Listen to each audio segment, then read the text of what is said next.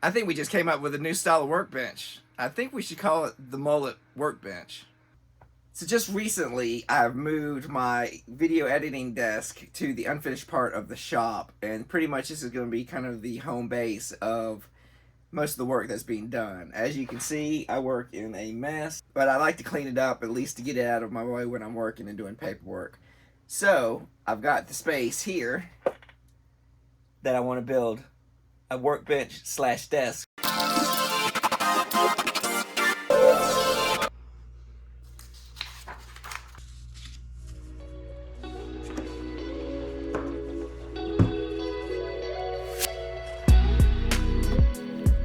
I feel every great idea begins with a piece of paper and a pencil, and this project is no exception. I had an idea in my head on what I wanted the workbench to look like, but I still like to draw out my projects as a starting point. In a previous video, I went into depth about the drawing utensils that I use. Coming to those items has been a long trial and error process of testing many tools. Even in the future, these pens and pencils might change as my skills and abilities grow.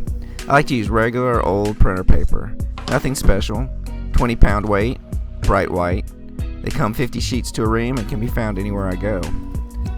To start the sketch, I like the feel of the Permacolor PC 935 black in conjunction with a good sharpener. When I draw, I'm constantly sharpening to keep the tip pointy and thin. Once the sketch is complete, I use my favorite felt tip pen, Paper Flare medium tip, black. I darken the lines left by the pencil and straighten out the edges. When I feel that the shape has been inked, I move on to the final step. I learned years ago to make the object pop. Add thicker lines to the outside perimeter of the object. This will give the object more definition and weight. For this, I used to use a standard Sharpie permanent marker, fine tip black, but recently I've tried out and began to carry the Milwaukee Inkzall black fine point job site permanent marker as an everyday carry, and find it to be a better substitute for the Sharpie permanent marker.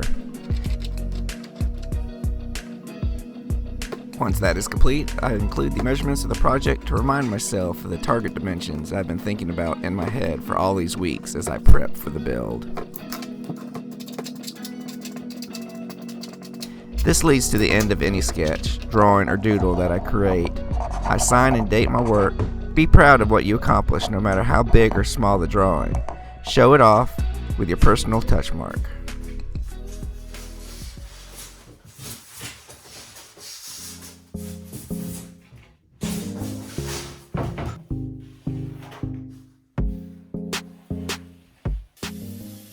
Now the fun begins. Sit back, relax, and enjoy the build.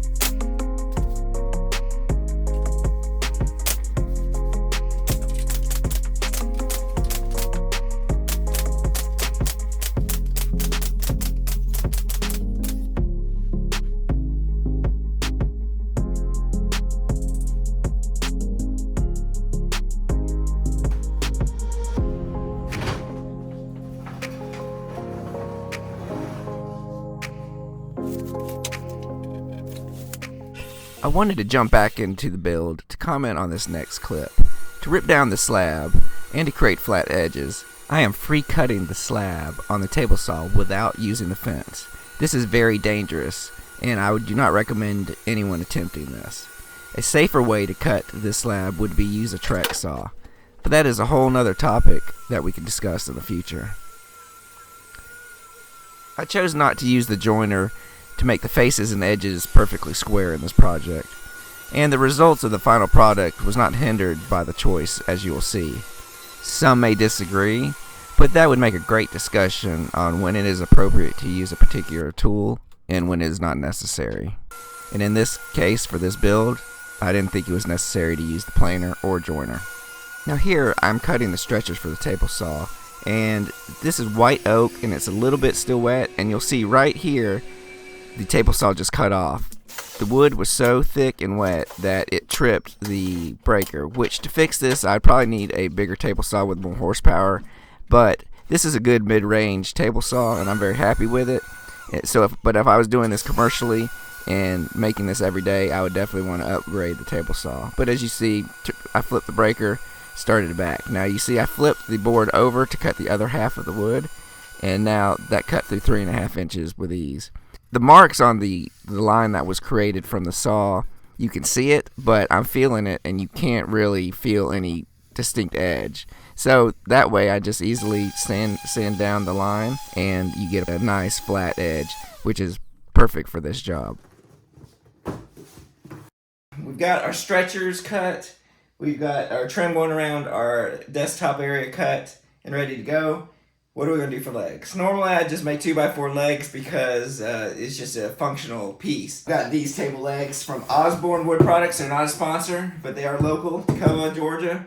And they make some great products. They have a wide range of different table legs. Alright, so these are not traditional Workbench legs, but I've had these since 2017. They were going to go for a project and it never happened. And so they've been sitting here, and I thought, why not have the most fanciest workbench and desk possible combination? So it's going to be like fashion on the bottom, function on top, like the mullet. Maybe it's the mullet desk, that's what we'll call it. But these are really nice. I think these were maple legs that I had. So here's a good look at it. They make a great farmhouse table and very, very stylish. All right, for our stretcher, we're not going to have it flush with our table leg. We're going to inset it 3/4 of an inch. So that's why I've got this block here, just to kind of help us gauge it so I don't have to measure it. And I did cut the end of the stretcher already, so it's square. And I'm just going to make my line. All right. We're going to do the same thing on the other side. So now that these are square to the legs, 3/4 of an inch. So we'll take our measurement here. That's probably going to be about 4 3/4 inches on the short side, and then we're going to cut it out of a 3/4 inch piece of plywood, and then we'll use our timber screw and drill it straight through to put pressure and hold the leg in, to pull the leg in that way. We're going to have our screws going into the side here, and that should tighten things up really nice.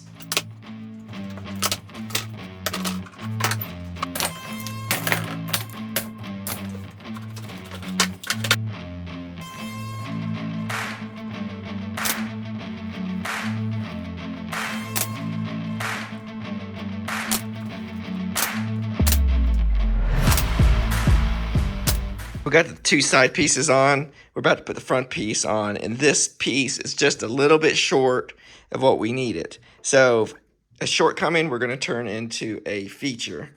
Each side is about 1/8 of an inch short, but what we're going to do to fix that is we're going to make this a curved angle. You won't bump the corner, but two, it'll make it nice and round and smooth. We'll fix that and make it look like it was meant to be.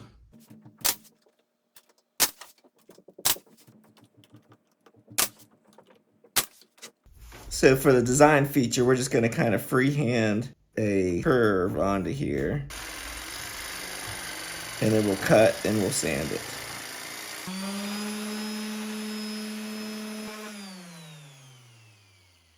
And to get a nice end right here, because this is going to be flush to the back, we're going to flush cut the piece flush with the back here and sand it, and it'll be perfectly in line.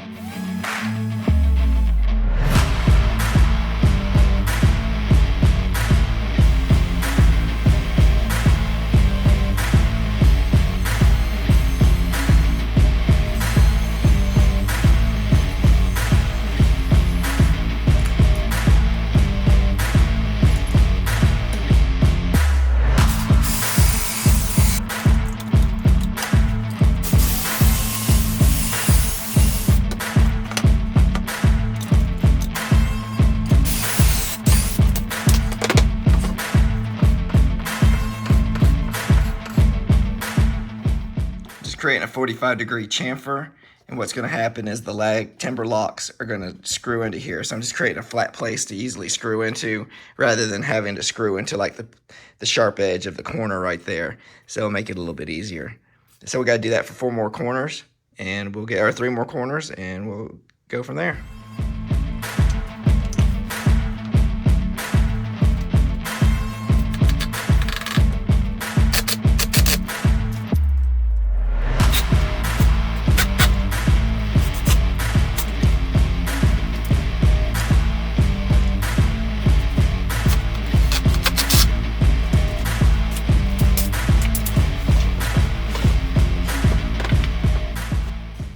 Before this goes into paint, I want to put some holes in here to drill screws up to hold the top down. Now if this was fine furniture, I'd probably do a little bit more detail of how we're going to hold it down for wood movement. This is a workbench, and I'm not worried about it, but what I am going to do is make the hole in the base bigger than the actual screw I'm going to use, and that way it'll have some movement, but still the screw will draw the top down to hold it tight up against the base, and that way it'll somewhat have movement. And it's plywood on top, so there's not going to be that much movement. We'll just go from there. If it's a problem, we can always go back and fix it.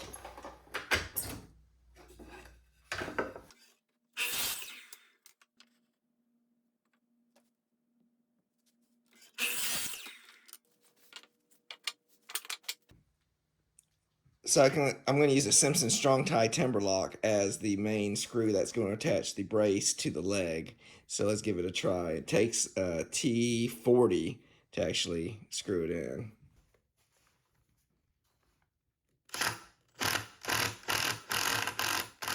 So I'm just going to go around and do that for the other 4 corners, and then I will come back, make sure it's square, and then put support screws right here to hold it into the skirt. Now I want to do a quick check for square. We're just going to take the diagonals here. That's it, 50 and 1/32. And that is 50 and 1/16. So it's 1/32 out of square. That's good enough for me. So now I'll just go in and put the support screws into the base so that the support brace is attached to the skirt along the edge.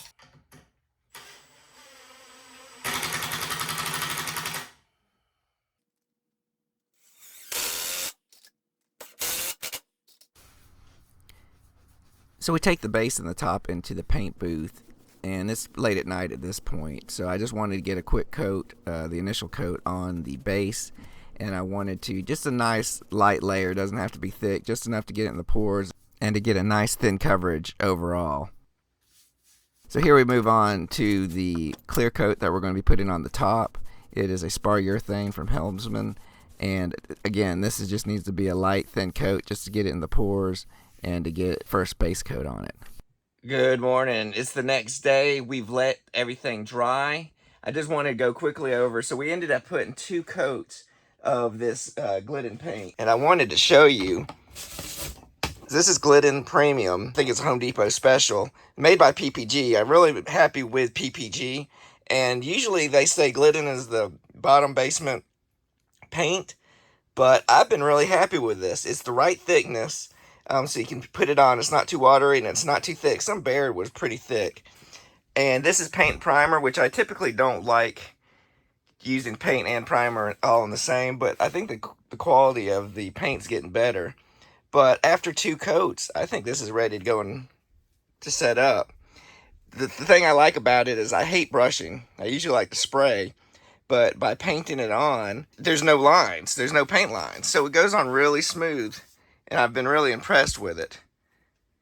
So I think we'll keep trying this some more. So, I mean, Glidden gets a bad rap, but it's not that bad, and the price is reasonable. And then also the key too is use a good brush. This is a Worcester. Just don't buy the cheap bargain brand paintbrush. At least use a nice one, and then learn how to clean it. That's the key. If you use it once and not clean it, then you're wasting money. Learn how to clean it real nice. This is the brush we used last night. You put it back in the container that you took it out of. Keeps the bristles nice and flat. And see, just clean it and use it again and again.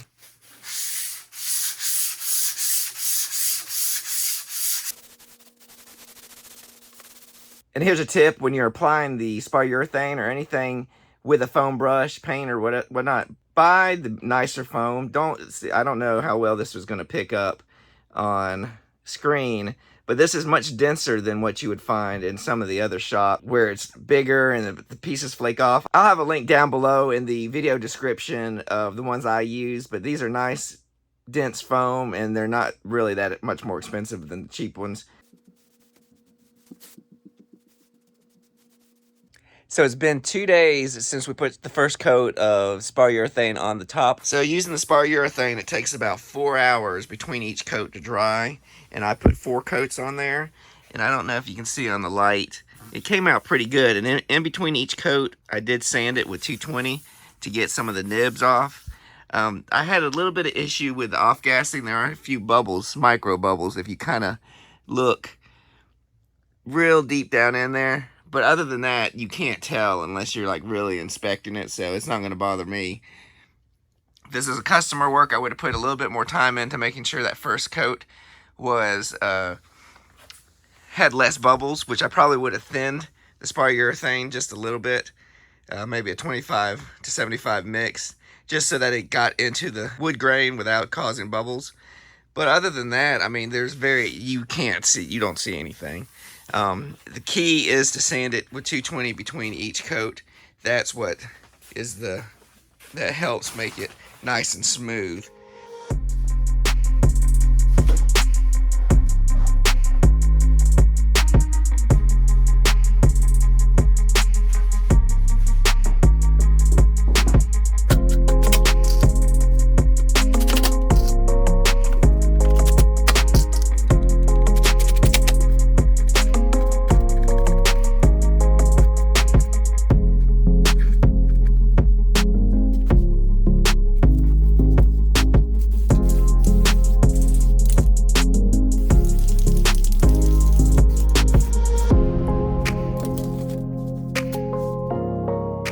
So we got the table set up in the open part of the workshop. What we're going to do now is add the back to it. Now you notice that I put the top even with the legs because we're going to screw the backing into both of these for security.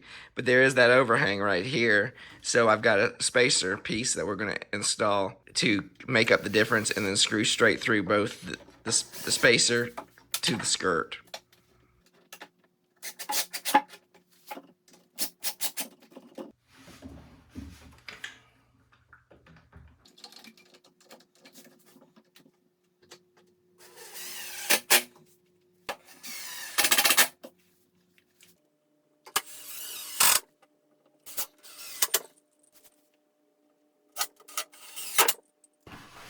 Now for the top shelf, I'm using a 3/4 inch thick piece of plywood.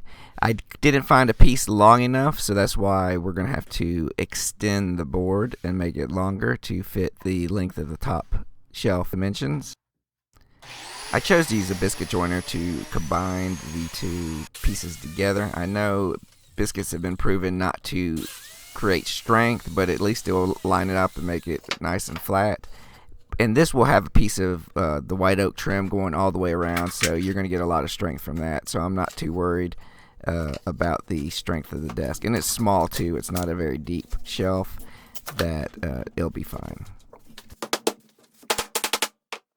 So the board that we extended with the biscuits, that's our top shelf. We've got that here. Now this board is 3/4 of an inch. The backer board was 1/2 inch. The only reason I used 1/2 inch is because that's all I had. So the issue is trying to get a screw to go down into 1/2 inch. You're going to have issues with possibly splitting or bulging out. I wish it was the other way around. Then if you're going through 1/2 inch up top into 3/4, you have a little bit more meat, but we don't. So I pre-drilled the hole and we're using a number 8 and we're going to see what happens. Hopefully I hit it in the middle and it won't bulge either way.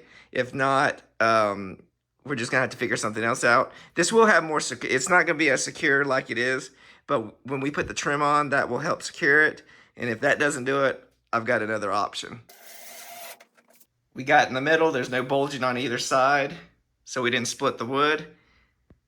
It's in a perfect spot. It is hanging over just a little bit, but we'll let that go. So now we're just going to put some more screws all the way down.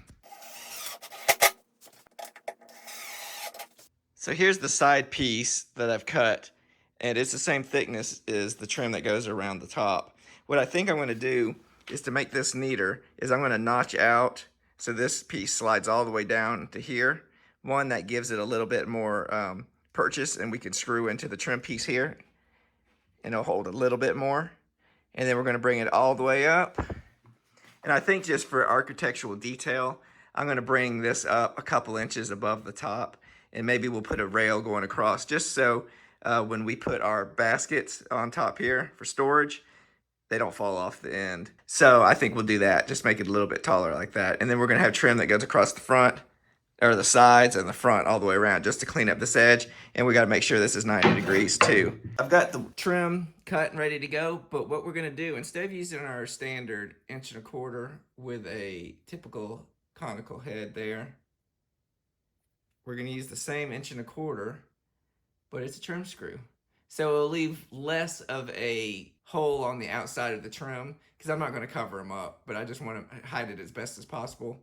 But I also want this, I'd rather have the hold of a screw rather than using nails for the trim.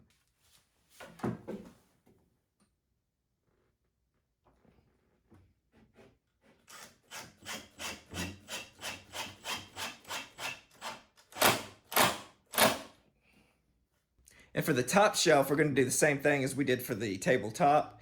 We're just going to come it and bring the piece, cut it flush here, and then the front piece is going to extend all the way to cover up this edge right here. So when you're looking from the front, you won't see any end grain. You'll see it from the side, but I don't care about that. More from the front.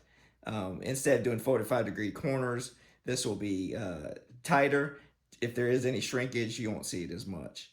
So for the first side trim piece, I did put, still using the trim screw. From the top, angled the screw, pre-drilled the screw, so it's going to go into the wood that way, and then we'll put one on the side going this way, and we're going to square it up too before we screw all that in.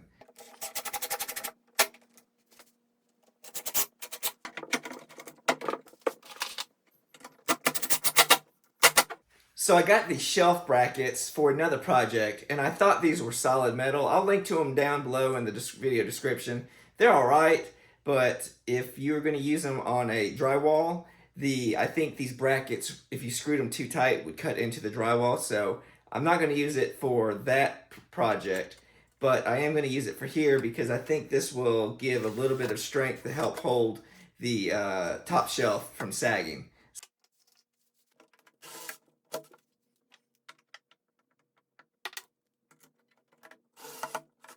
So I just need to add a bar to the back of it so our containers don't slide off, and I think that will be the final last touch. I think we just came up with a new style of workbench. I think we should call it the MULLET workbench. So I'm really happy with how the workbench / desk came out. I was able to make this with all just supplies left over from previous jobs, and because of that, I think we created some type of new hybrid workbench desk. We've got the MULLET, which is business on the bottom. You got your nice formal turned legs, and then you got the party front where all the exciting happens. Got electronics, all kinds of small repairs, anything that we don't want to get dusty in the workshop. So we've got a nice desk that's 20 inches deep by 4 feet. We've got plenty of wall space to add later on for holding tools. And then we got this awesome shelf. So right now we have our power supply, some Arduino wiring, and then if you haven't seen the previous video, that is our 40-plus-year-old maker's vise. That's actually our hobbycraft vise, and that was a fun build, so check that out. And then we're going to be getting some storage to go on top, containers to go on top of there, because you can always never have enough with storage. And any workbench would not be complete without LED lighting.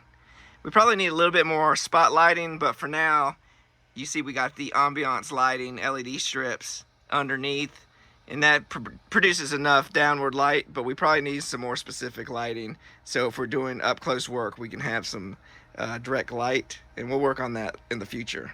So I know I got my legs that I purchased from a job that I was gonna do, but you could do the same type of workbench yourself. Just get an old table, discarded table, recycle the legs, and they make great legs for any workbench or desk. So I want to see if you have any ideas. Put them down in the comments below. And all the tools that we've used in the video will be linked in the description below. And also, if you want to check out that hobby vise that we did, check out the last video. I'll have it linked at the end of the video. Thanks for watching, and we'll see you next time. And if you'd like to see more videos like the one that you just saw, you can check here and here. And remember the ABCs of making. Always be creating. Till next time.